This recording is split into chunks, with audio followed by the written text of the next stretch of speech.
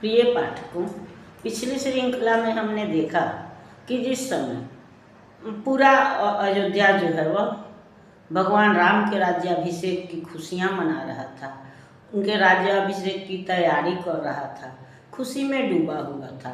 वैसी स्थिति में कैकेयी ने मंथरा की राय से या उसके साथ मिलकर के भगवान राम को वन भेजने का षड्यंत्र रचा।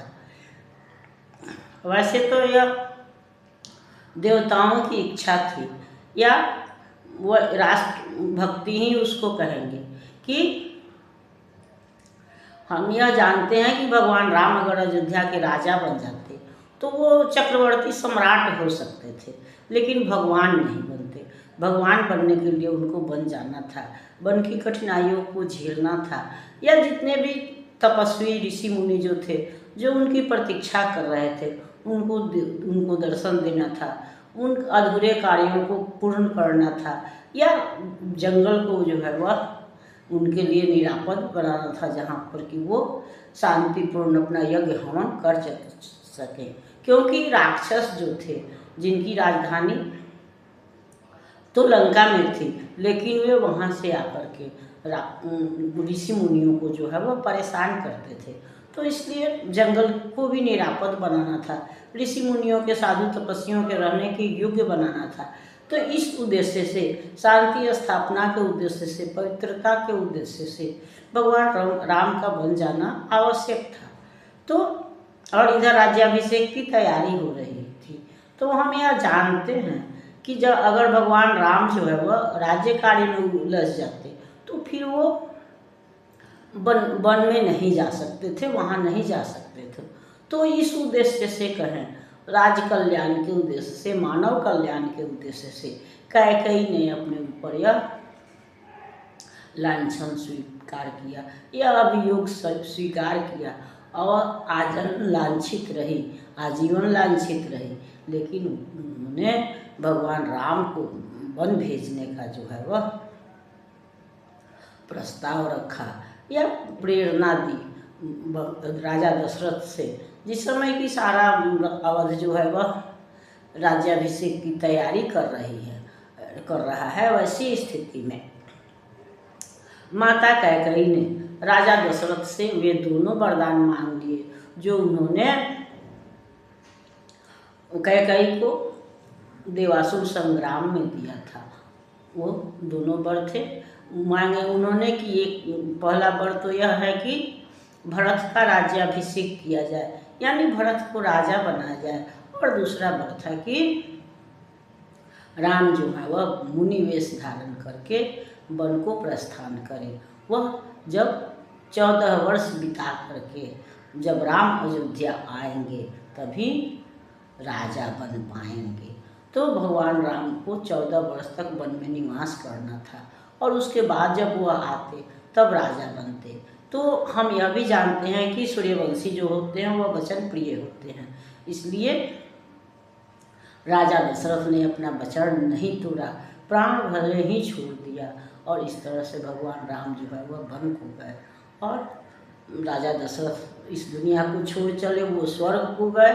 और तब उस समय भरत शत्रुघ्न भी नहीं थे, इसलिए उनको बुलाने के लिए गुरु वशिष्ठ ने दूत कैकेयी देश, जो कि कैकेयी का मायका था या भरत शत्रुघ्न का ननिहाल था, वहाँ भेजा। और वहाँ से भरत और शत्रुघ्न, भरत तो शंकित थे ही कि एकाएक यह दूत क्यों आया, लेकिन चुपचाप वो दूत के साथ चल कर के अति शीघ्र जो है वह अयोध्या में पहुँचे।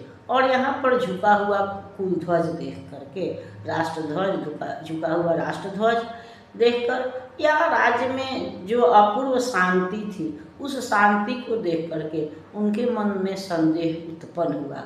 और इसके साथ ही जब उन्होंने महल में प्रवेश किया तो उन्होंने देखा कि माताएं जो है वह श्वेत वस्त्र धारण किए हुए हैं, और यह देख करके और यह समझ गए कि पिता नहीं रहे, और तब हाँ कहाँ पिता कर करके वह चित्कार उठे, बेचैन हो उठे।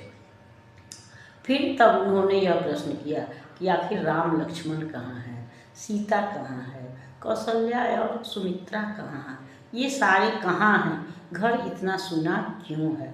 और तब कैकेयी ने उनको सारी कथा बतलाई, सारी घटना बताई कि किस तरह से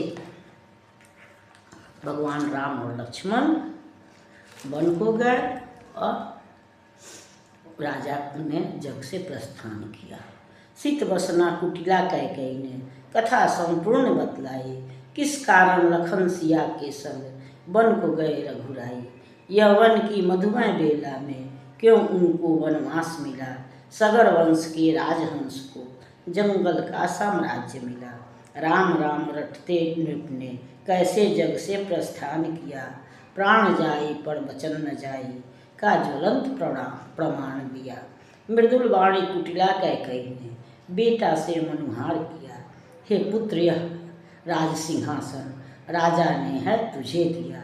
नृपविहीन यह राज सिंहासन है तेरी ओर निहार रहा, आगे बढ़कर करो सुशोभित शीतल हो माँ का मन। स्मित वचन कुटिला कैकेयी के तीक्ष्ण तीर सम वचन लगे, डगमग पांव युगल भ्राता कौशल्या के महल चले।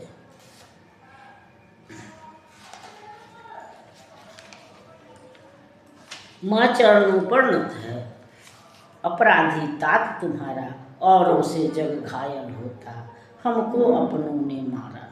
कौशल्या की कोमल वाणी अमृत बूंद बनकर सरसी, सुनी गोद रामचंद्र की पाकर भरत को सरसी। चरणों में नहीं मन अंचल में स्वागत तात तुम्हारा है, अपनों ने नहीं नियति नटी ने हे सुत हमको मारा है। सजग सुशीला सदैव कैकेयी काल सर्पिणी आज बनी, रक्षिणी बनकर साथ चली थी भक्षिणी बनकर आज खड़ी। आज अवध का राज सिंहासन तुमको तात मिला है, इसके संग संग प्रजारक्षण का भी तुझे भार मिला है। आगे बढ़ पितृकर्म करो फिर राज्य सिंहासन ग्रहण करो, घर बाहर सुख समृद्धि फैले ऐसे सुख तुम कर्म करो।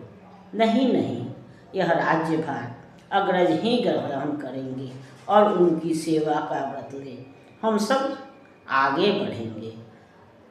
सकल मृतक संस्कारों पर मैं मना उन्हें लाऊंगा, अपने ही हाथों से उनको राजमुकुट पहनाऊंगा। किंतु राम के दृढ़ निश्चय ने सबका हृदय हिला दिया, अवधि अधा रहित राम प्रभु ने अपनी चरण पादुका दिया। इन्हीं पादुकाओं के बल पर अवध ने पार किया और पादुकाहीन प्रभु ने रावण का संहार किया। तो जब भरत अयोध्या में आकर के और सुनी अयोध्या को देखते हैं, श्वेत वस्त्र में माताओं को देखते हैं, तो उनका हृदय चित्कार उठता है और वो तब पूछते हैं कि आखिर राम लक्ष्मण कहाँ है, माँ सीता कहाँ है, माता कौशल्या और सुमित्रा कहाँ हैं। और तब कैकेयी जो है वह भरत से कहती है, यह संपूर्ण कहानी बताती है कि किस तरह से उसने अपने दोनों वरदान मांग लिए और इस तरह से भरत को राजगद्दी और राम को वनवास मिला और किस तरह से राम को याद करते करते राजा जो है वह इस दुनिया से प्रस्थान कर गए, यानी कि मृत्यु को प्राप्त हुए। और इस घटना को सुन करके और जहाँ तक कैकेयी को अंदाजा था कि भरत खुश होंगे, लेकिन भरत भी उसी सूर्यवंश के दीपक थे जिसके राम थे, दशरथ थे या और जो लोग थे। तो भगवान भरत को वह राज्य सिंहासन जो है वह भार लगा और कैकेयी की तरफ तिरस्कारपूर्ण दृष्टि डालते हुए वो कौशल्या के महल की तरफ प्रस्थान किए, कौशल्या के पास गए और वो कौशल्या की गोद में रोते हुए उन्होंने कौशल्या से कहा कि हे माता, लोग तो दुनिया से लोगों से घायल होते हैं, दूसरों से दुखी होते हैं, लेकिन हम लोग को तो अपनों ने ही मारा है, अपनों ने ही घायल किया है, अपनों ने ही दुख दिया है। लेकिन कौशल्या कहती है कि नहीं, हमको अपनों ने नहीं मारा है बल्कि हमको भाग्य ने मारा है, क्योंकि वह कैकेयी जो सदैव राम का रक्षण करती थी, राम के साथ चलती थी या राम को अत्यंत प्यार करती थी, वह कैकेयी आज सर्पिणी बनी हुई है। सर्प बन के वह भगवान राम की खुशियों को डस रही है। तो उसकी इसलिए यह कैकेयी का दोष नहीं है, बल्कि समय का दोष है। और यह हम जानते हैं कि समय का विचार करके ही कैकेयी ने भगवान राम को वन भेजा था और अपने ऊपर जो है उसने आजीवन कलंक का टीका लगाया था। लेकिन जो सामने प्रत्यक्ष परिस्थिति थी उसके अनुसार सबने कैकेयी का तिरस्कार किया। लेकिन माता कौशल्या ने इस तथ्य को समझते हुए कहा कि दोष कैकेयी का नहीं है, बल्कि हमारे भाग्य का है। इसलिए राम लक्ष्मण तो बन गए और अब तुमको जो है वह अयोध्या का राज्य मिला हुआ है, तो तुम इस राज्य को अब ग्रहण करो और इस तरह से राज्य कार्य चलाओ कि प्रजा में सुख समृद्धि और शांति फैले। किंतु भरत इसको इनकार करते हैं, अस्वीकार करते हुए कहते हैं कि नहीं, यह राज्य मैं नहीं ले सकता, यह राज्य जो है वह मेरे लिए भार है और इसके वास्तविक अधिकारी भगवान राम हैं, तो यह राज्य जो है वही ग्रहण करेंगे। मैं इस संस्कार के उपरांत जो है वह पिता के जो सारे संस्कार हैं उस संस्कार के बाद मैं वन में जाऊंगा और भगवान राम को मना करके लाऊंगा और उनका राज्य तिलक करूंगा, वही इस राज्य को देखेंगे। लेकिन भगवान राम भी वही सूर्यवंशी हैं जिसने के चलते कि राजा दशरथ ने प्राण त्याग दिया था। तो भगवान राम भी राजा दशरथ के बात को मान करके वनवास स्वीकार करते हैं और भरत का मन रखने के लिए या उनके मानसिक सहारे के लिए अपनी चरण पादुका देते हैं और उस चरण पादुका के बल पर राम जो है भरत जो है वह 14 वर्ष तक अयोध्या का राज्य संभालते हैं और भगवान राम जो हैं वह खाली पैर ही वन वन घूमते हुए 14 वर्ष बिताते हैं, ऋषि मुनियों से मिलते हैं, उनको मुक्ति देते हैं। या फिर रावण जब सीता का अपहरण होता है तो रावण के साथ उनका युद्ध होता है और फिर वो लंका विजय करते हैं और सीता को अपनी परीक्षा के उपरांत अयोध्या लाते हैं। लेकिन सीता अयोध्या आ जाती हैं, लेकिन जो तत्कालीन मानसिकता थी या जो कुछ संकुचित बुद्धि के लोग होते हैं उनको सीता का यह आगमन स्वीकार नहीं था, उन्हें सीता पवित्र नहीं दिखती थी, इसलिए पुनः उनको सीता का परित्याग करना पड़ा। इस पर हम अगली श्रृंखला में विचार करेंगे।